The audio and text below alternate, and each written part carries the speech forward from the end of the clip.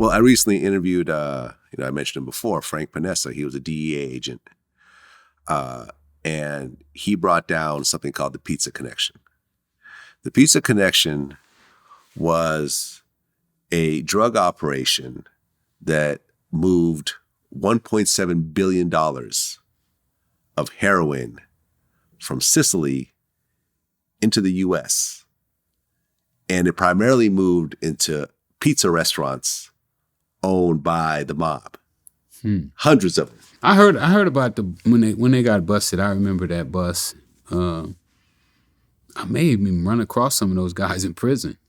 A lot of them got arrested. Yeah. A lot of them got indicted. I'm sure that I have run across some in prison. I do remember, it would have been so long, man. It's been a long time, Vlad. Well, no, I mean, this happened, I believe, in the 80s. 84. No, the trial happened in 87. Okay, that's right. During the same time I went to prison. Right. And what's crazy about this is he talked about how he actually infiltrated the system. And the way it worked was, and he basically got the go-ahead from Giuliani during the time, right? Mm-hmm. And he started to infiltrate the mafia. And they busted 2 guys from the Philly mob. When they brought him in and wanted them to cooperate, they said they wouldn't cooperate against their own, Italians. Right. And they're like, well, we want to get the Sicilians. And they're like, yeah, sure. They're not one of us. No problem.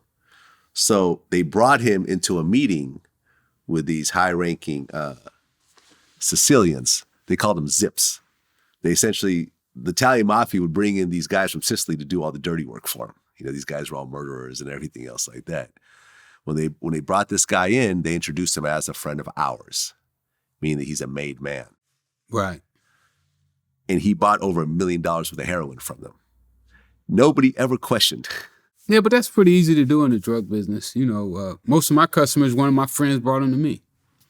And you know somebody and you trust their judgment and you feel like that they have your best interest at heart.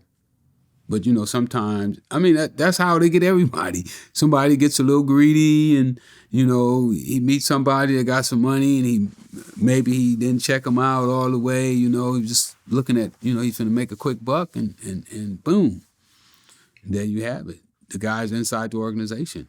So how do you do Remember that? Okay. The guy, what's the name, who almost got me like that, from St. Louis that I told you about in our early interviews. That guy called me too after I did the interview here. Refresh my memory on this. His name is Chambers. What's his last name? I can't think of his name. Remember I told you he's like a super cop. He's like a super informant for blacks. He mostly arrests black. He's a black guy out of St. Louis. Oh, yeah, you told me about this, right. Andrew Chambers, that's his name, Andrew Chambers. He called me one day after I did the interview with you. He called me from an unknown number talking about, hey, man, I want to get with you. To do what? Snitch on me again? Man, my partner is like, well, he came by my house with somebody one day, right? But for some reason, I didn't answer the phone. That was my lucky day. I didn't answer the phone, and he wound up not being able to make that connection.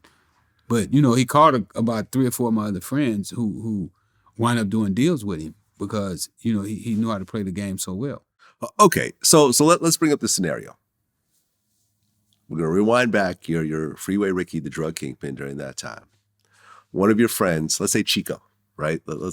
Chico calls you up and say, hey, listen, I got this guy named Vlad, and he wants to buy $100,000 worth of cocaine from us. I'm going to bring him in for a dinner meeting, just the 3 of us. Well, more than likely, what he's going to say, man, this dude is like my brother. He's from such and such a state. This is what they're doing. Every now and then I would do a little more research on the guys, but if it was somebody that there was a high ranker that that moved a lot of weight, I take his word. He did his homework, and I probably would let the guy in. Would you ever do any sort of background check on me? Would you run my name through? No, I would usually, what I would do is go by your spots. I would go by and see where your spots is at, and look at the traffic that's coming out. Well, let me tell you, we went into this whole conversation with the DEA agent. I mean, it got so sophisticated that, for example, he said, okay, we're going to run this through a factory I have in Germany. They flew to Germany, and the DEA actually had a whole factory with his name on it. And they had trucks with the name of the company that he said. Oh, they played them all. They played them. But they was major. Yeah, yes, we're talking about billion plus. He spent over $1 million in drug buys. That sounds like a movie to me. It should be a movie. You gotta give me his number. Give me his number. I'll hook you guys up. Yeah, hook us up. I'll hook you up. I just interviewed him. He's an older guy. He's about in his 80s at this point. They hooked me up with him. I like that story. I got you. I got you. And once the trial hit, because what the guy they got was the head of the Sicilian mob, right? And his nephew was his main guy in the United States. He flew out to meet him in Spain, and then that's when they nabbed him. They nabbed everybody, right? The nephew was on trial also as being part of this major drug conspiracy. As his nephew started the testimony process, he was walking with his wife in New York. 3 guys showed up and shot him in the back of the head.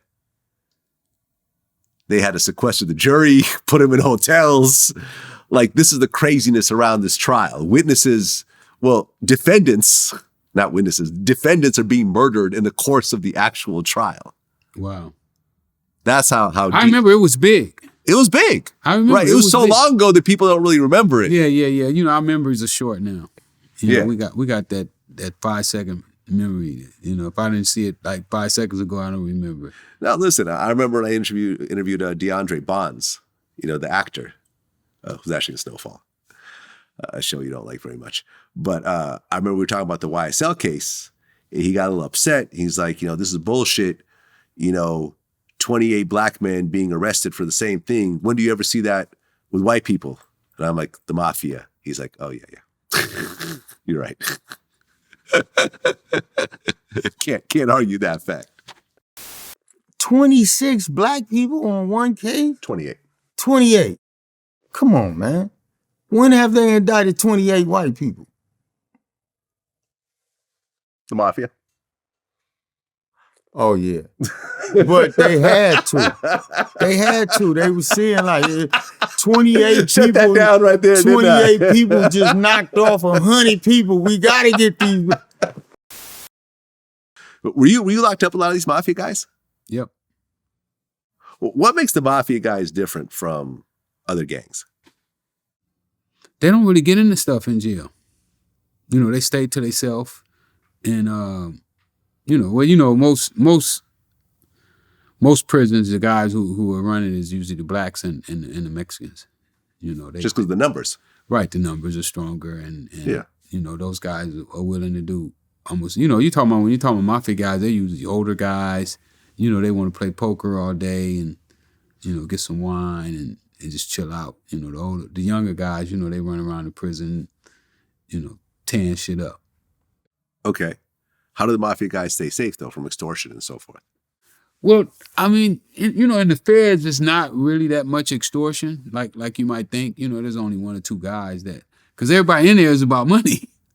You know, you don't have like petty robbers and dope fiends. I mean, you get some dope fiends, the bank robbers, they're usually dope fiends. Okay. But for the most part, you're talking about a more sophisticated criminal. Okay. In the state, it's worse? Oh, definitely. The state is worse because the state got petty, car thieves, traffic tickets, murderers, robbers. You're not going to have your average robber inside of a federal prison.